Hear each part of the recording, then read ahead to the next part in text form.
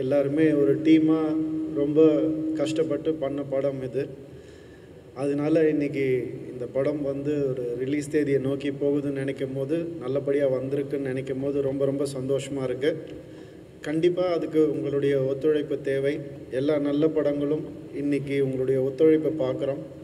முதல் ஒரு நாளில் நீங்கள் சொல்லிடுறீங்க, அது வந்து ரொம்ப ஒரு பாசிட்டிவான ஒரு விஷயமா இருக்குது. அதனால நல்ல படங்கள் இன்றைக்கி நிறைய நாள் ஓடுது, ஹவுஸ்ஃபுல்லாக ஓடுது. ஸோ அதனால் உங்களுடைய ஆதரவு கண்டிப்பாக எங்களுக்கு தேவை. சைரனும் நல்ல படம்ன்ற ஒரு மிகப்பெரிய நம்பிக்கையில் தான் நான் இதை வந்து பேச ஆரம்பிக்கிறேன். என்ன தான் கடைசியில் பேச கூப்பிட்டாலும் நான் முதல்ல இருந்து ஆரம்பிச்சாகணும், வேறு வழி கிடையாது. அதனால் கொஞ்சம் பொறுமை காத்திருக்க வேண்டும் அப்படின்னு கேட்டுக்கிறேன் எல்லாரையும். முதல்ல இந்த படம் ஆரம்பித்தது வந்து எனக்கு இந்த மேடையில் தான் பேச முடியும். நான் எடிட்டர் ரூபன் அவர்கிட்டருந்து தான். ரூபன் வந்து அடங்கமறு படமும் எங்களுடைய ப்ரொடக்ஷனுக்கு ஹோம் மூவி மேக்கர்ஸ்க்கு வந்து அனுப்பிச்சி வச்சார் டைரக்டர் கார்த்திகை. அது வந்து ரொம்ப ஒரு மிகப்பெரிய ஹிட் ஆச்சு. அதே மாதிரி சைரன் டைரக்டர் ஆண்டனி பாக்யராஜ் வந்து எங்கள் ஆஃபீஸ்க்கு அனுப்பிச்சி வச்சுருந்தார். அப்போ தான் எனக்கு புரிஞ்சுது, வந்து மற்ற ஹீரோஸ்க்கு அனுப்பிச்சிருக்காரான்னு எனக்கு தெரியல, எனக்கு அனுப்புகிறாருன்ற பெரிய நம்பிக்கையில், எனக்கு மட்டும்தான் அனுப்புகிறாருன்ற பெரிய நம்பிக்கையில் நான் இருக்கேன். ஸோ அது ஒரு ஃப்ரெண்ட்ஷிப்போ ஒரு அன்போ ஒரு க்ளோஸ்னஸோ இல்லைன்னா அது நடக்காதுன்னு நினைக்கிறேன். தேங்க்யூ ரூபன். அதுக்கு முதல்ல 2 வெற்றி படம் எனக்கு தெரிஞ்சு இன்னும் ரிலீஸ் ஆகலை, பட் இருந்தாலும் நான் ரொம்ப சந்தோஷமாக இருக்கேன் சைரனை பொறுத்த வரைக்கும். அண்ட் ரூபன் வந்து எப்போவுமே ஒரு ஃபேமிலியாக கூட இருந்து சில நல்லது கெட்டது பேசிப்பார்.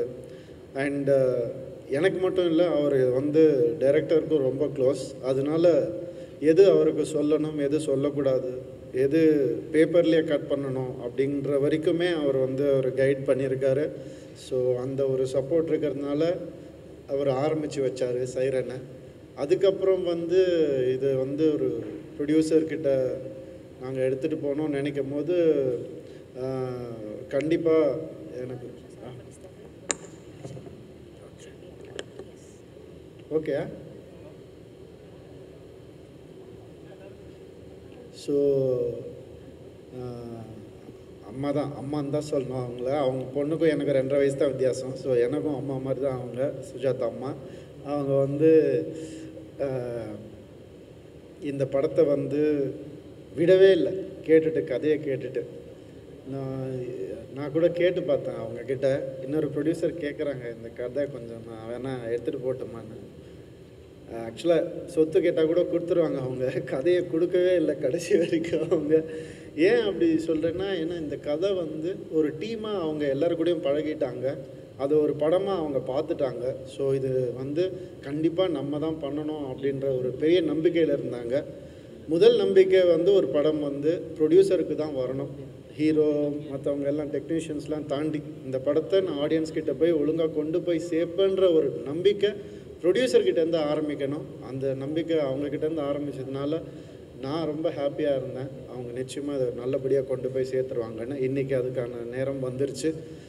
Thank you aunty, thank you so much. இதை வந்து இதுக்கு மேலே ஒரு சிறப்பாக பண்ணியிருக்க முடியாது. அது உங்களுடைய ஒத்துழைப்பும் உங்களுடைய அன்பும் உங்களுடைய சாப்பாடும், ப்ரொடக்ஷனில் போட்ட சாப்பாடும் இல்லைன்னா அது ரொம்ப கஷ்டம். ஸோ அவங்களுக்கு இது ஒரு மிகப்பெரிய சக்ஸஸாக வரணும்னு நான் வந்து ஆசைப்படுறேன்.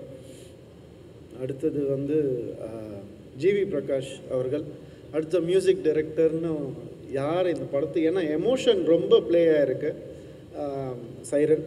அதனால் எமோஷனை வந்து அழகாக கொண்டு வரக்கூடிய ஒரு மியூசிக் டைரக்டராக தான் போகணும் அப்படின்னு நினச்சோம். நீங்கள் நிமிர்ந்த நெல் பார்த்துருப்பீங்க, அதில் வந்து எங்களுடைய ஃபர்ஸ்ட் காம்பினேஷன் எந்தோ ஜிவி இதுவும் கனி அண்ணன்து. ஸோ ஜிவி வந்து ரீரெக்கார்டிங்கில் வந்து அந்த படத்தை வந்து எங்கேயோ தூக்கிட்டு போயிருப்பார். அந்த ஒரு ஹீரோவுடைய எமோஷனை, ஒரு டைரக்டருடைய டயலாகை அந்த பின்னணி இசையில் பார்க்கும் போது உண்மையாகவே சிலிர்க்க வைக்கிற ஒரு மியூசிக்காக தான் இருக்கும். ஸோ அதனால தான் ஜிவி தான் இந்த படத்தை கண்டிப்பாக பண்ணணும்னு ஆசைப்பட்டோம். அவர்கிட்ட போய் சொன்னோம், அவர் உடனே நிச்சயமாக நான் பண்ணுறேன்னு. அவரும் ஒரு ஃபேமிலி மாதிரி தான். அண்டு அவர் ஆல்சோ அவர் ஒரு கதாநாயகன், அதனால் அவருக்கு வந்து இன்னும் ஊடுருவி வந்து பார்க்கக்கூடிய தன்மை இருக்குது அவருக்கு ஒரு கதாபாத்திரத்தை.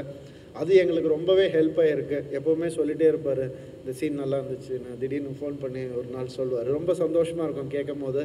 அது ஆட்டோமேட்டிக்காக அவர் இன்வால்வ் ஆகிடுவார். அது உண்மையாகவே நமக்கு இந்தியாவில் ஒரு மிக சிறந்த ஒரு மியூசிக் டைரக்டர் ஜிவி அவர்கள். ரொம்ப சந்தோஷம் உங்கள் கூட எப்போ ஒர்க் பண்ணாலும் எனக்கு. கீர்த்தி சுரேஷ் நெக்ஸ்ட்டு நாங்கள் அப்ரோச் பண்ணோம். ஏன்னா இந்த படம் வந்து ஒரு ஸ்ட்ராங்கான ஒரு ஃபீமேல் கேரக்டர் தேவைப்பட்டது. நான் கூட டைரக்டர் நானும் டிஸ்கஸ் பண்ணோம், நம்ம ஏன் அறியாமல் வந்தது தான் இதில் ஒரு ஸ்ட்ராங் ஒரு ஃபீமேல் கேரக்டர் வேணும்னு. நம்ம நார்த்லேருந்து வில்லனை கூப்பிட்டு வந்திருக்கலாம், என்ன வேணால் பண்ணியிருக்கலாம். பட் கீர்த்தி வந்து மைண்டில் வச்சு அவர் வந்து ஒர்க் பண்ண ஒரு கேரக்டர் அண்ட் ஃபீமேல் ஓரியன்ட் தான் வேணும் அப்படின்னு.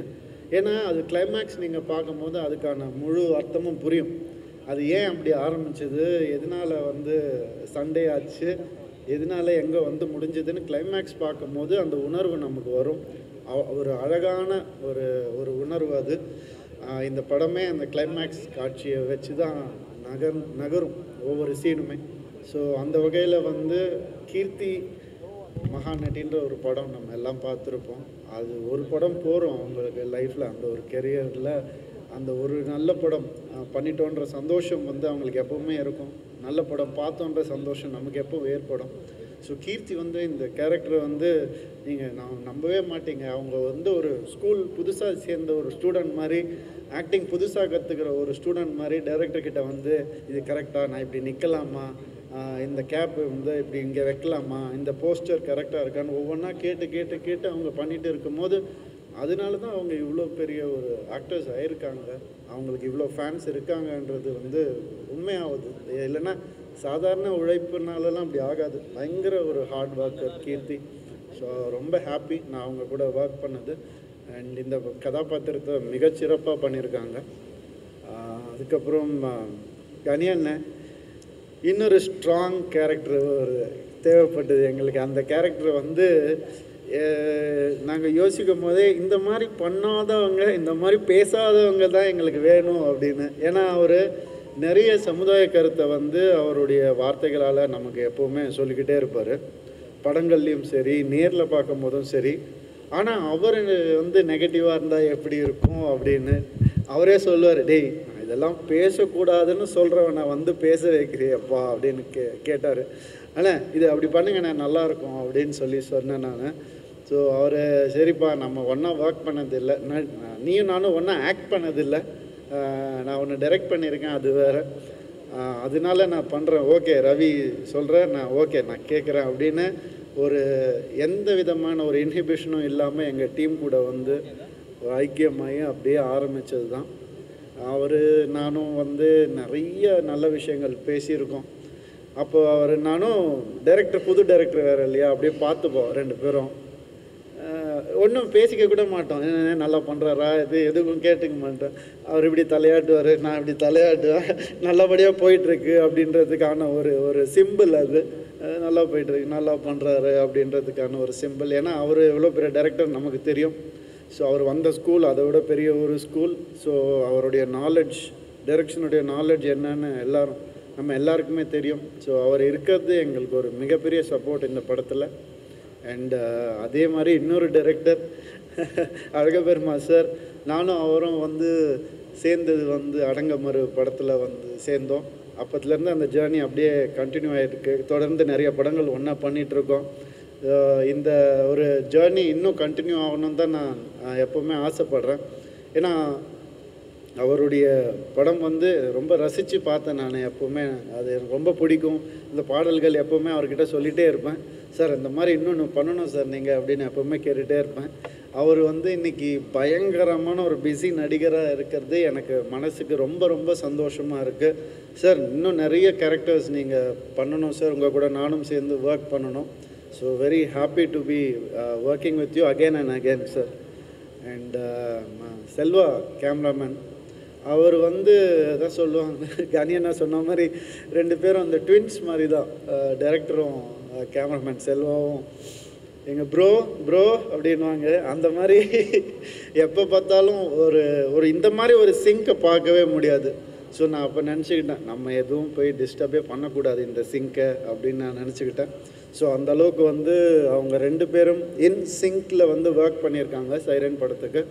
அண்ட் அவங்களுடைய உழைப்பு வந்து கண்டிப்பாக மக்கள் வந்து அப்ரிஷியேட் பண்ணுவாங்கன்ற ஒரு பெரிய நம்பிக்கை எனக்கு இருக்குது.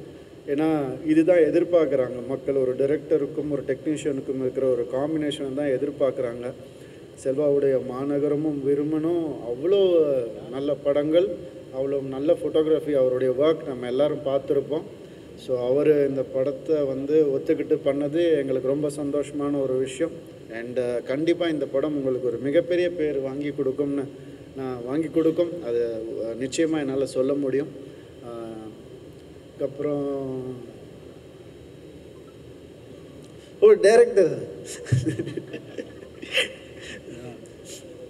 டைரக்டர் ஆண்டனி பாக்யராஜ்.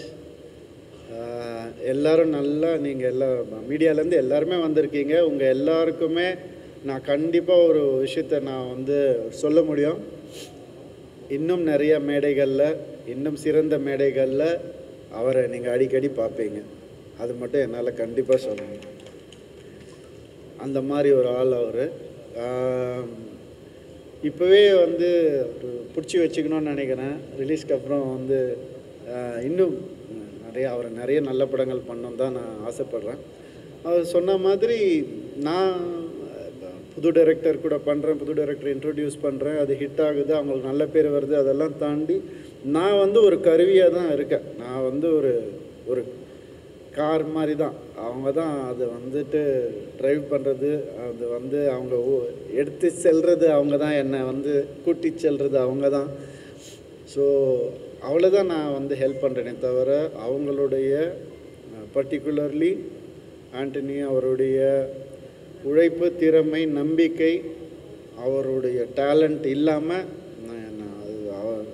இந்த சக்ஸஸ் கிடையாது. அவருடைய முழு உழைப்பால் இன்றைக்கி வந்திருக்காரு. அவர் சொந்த காலில் நின்று வந்திருக்காரு. அதுக்கு ஒரு பெரிய சல்யூட். நிச்சயமாக இன்னும் நல்ல படங்கள், இன்னும் நிறைய பெரிய படங்கள், நல்ல ஹீரோஸ் கூட, நல்ல டீம் கூட நீங்கள் ஒர்க் பண்ணணும்னு நான் ஆசைப்பட்றேன். அது கண்டிப்பாக நடக்கும். அதுக்கு அவங்க எல்லாருமே சப்போர்ட்டாக இருப்பாங்க. எங்கள் ஆர்ட் டைரக்டர் கதிர் அவர்கள், அவர் வந்து ரொம்ப ஃபேமிலி மாதிரி தான். அவர் இந்த படம் வந்து வெறும் ஒரே எண்ணம் தான், இந்த படம் நல்லா வரணும் அப்படின்னு நினச்சி தான் நாங்கள் எல்லாருமே ஒர்க் பண்ணோம். இப்போ என்னை பற்றி எல்லோரும் சொல்லிட்டாங்க. இருந்தாலும் நான் என்னை பற்றி கொஞ்சம் சொல்லிக்கிறேன். இந்த படத்தில் ஏன்னா கொஞ்சம் நான் கஷ்டப்பட்டு நடிச்சிருக்கேன். 2 கெட்டப்லாம் போட்டு பண்ணியிருக்கேன். முதல் தடவை கிரே ஹேர் அதெல்லாம் பார்த்துருக்கீங்க நீங்கள். ட்ரெய்லர் நீங்கள் எல்லோரும் விரும்புனீங்கன்னு நம்புகிறேன் நான்.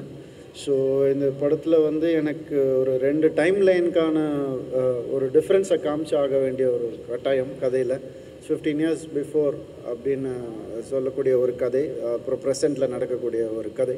ஸோ 2த்துக்கும் டிஃப்ரென்ஸ் காட்டணுங்கிறதுக்காக தான் அப்படி. ஸோ அது வந்து தேவைப்பட்டது கதைக்கு, அதனால் அப்படி பண்ணியிருக்கேன்.